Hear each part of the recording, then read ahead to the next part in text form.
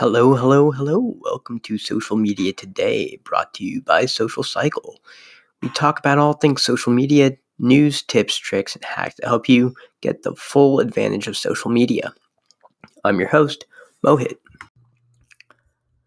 Hello, hello, hello. Welcome to another episode of Social Media Today, a podcast brought to you by Social Cycle. I'm your host, Mohit, and today we're going to take a break from interviewing guests. I've been on a lot of different platforms now, and ultimately I think that the final destination of a platform is so that they're going to empower of a way that their creators can get paid. And as the social media platforms have evolved, so has the version of selling. Before email marketing was a thing, it still is a thing. But that's primarily how people started to sell goods, long form copy for just like very niche e-commerce things. And now this has started to drift over to like Instagram. I see it with LinkedIn, especially for my B2B sales job in technology sales. Social selling has definitely changed the game, and I wanted to talk about it today. There's a few things that I have observed as well. So let's start off with what exactly is social selling. So everyone has a social media page, Facebook, Twitter, Instagram. Like your mom's, I don't know, hair salon might have it. But social media is the major way to get in front of your customers. Social selling is exactly what it sounds like. It is selling over social media instead of cold calls and cold emails, or like doing a traditional marketing presence, like if you were to run ads in a newspaper, for example. So, I mean, I see a lot of people online just they don't really know the social selling guidelines. And sometimes they'll just have different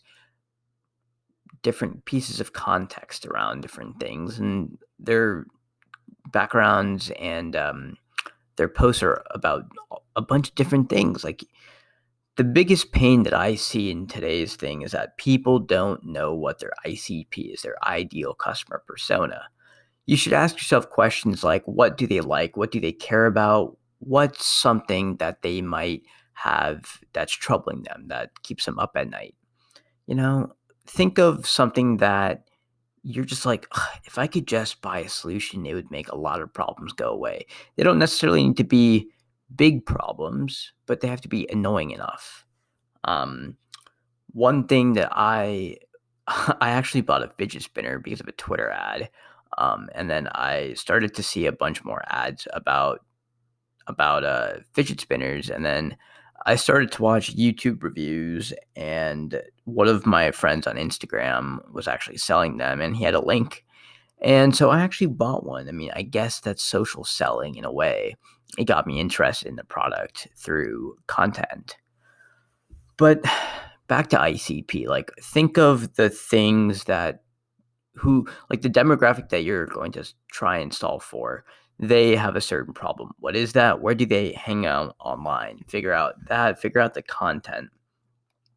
And then the goal of you having an Instagram page is to connect with your audience and eventually sell to them. So figure out what sort of content your audience likes, whether it's, for example, a lot of people with online courses, they might have a Twitter account where they blast a bunch of very, very, very helpful and actionable threads on how to get a client, how to, for example, cold email pitch someone, what's the best way to stick out to from spam. If you're into real estate, it's, hey, how do you pick up a client, or how do you sell a house, or what are some of the best angles to take photos in? Just very helpful pieces of content, which then will gain trust, and then it gives you a mutual topic to talk about. So you want to give nonstop value. Gary Vee has this strategy called jab, jab, jab, right hook. It's also the name of one of his books. But basically, the premise behind that is that you are supposed to keep giving free value, and then ultimately just have a pitch, like maybe give 5 pieces of really good advice, maybe in like a YouTube video, and then at the end of your video, you should plug your course or whatever you're trying to sell. This way, when viewers go to your Facebook page or YouTube page or whatever medium you actually go through, then you've built a relationship with them as a credible authority, and then they would feel more comfortable spending a little bit of money with you. If you're able, my observation is that if you're able to tie a certain decision or a certain piece of information back to a dollar amount, aka a definitive ROI, it becomes a lot easier to sell for a course that you have. If you can tie savings to dollars, then you have an easier time. So basically, by building value upfront, your prospects trust you, and you don't just become another pesky vendors. And your service or your product or whatever, it helps their problems go away, and it becomes a win-win solution. So, I mean, at its very core, the more that I think about sales, it's all about building relationships.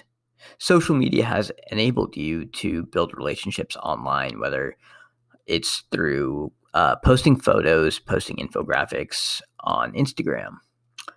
And so I have to cold call for my job, but solely cold calling has a 1% conversion rate in the form of a closed deal. I read this in a study from Baylor University.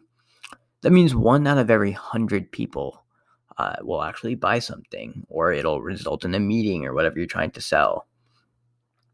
And I was looking on HubSpot, and 4.2 people salespeople are likelier to gain an appointment if they already have a personal relationship. And whenever I usually call, the goal is to just set a meeting. And a lot of the times my cold calls don't go through, or sometimes my emails go to spam. With social selling, especially if you curate your ICP very granular and you figure out where they spend time on social media, then you're going to benefit a lot. For example, I want to connect with other real estate investors within the Ohio area, for example, because that's my personal market. I can hang out on Instagram. I have met some people there, but not a lot of stuff happens on Instagram. I find that it's mostly visuals, and I have a lot more to say. So then I find myself on Twitter, and that's where I've met a lot of very interesting and like-minded people.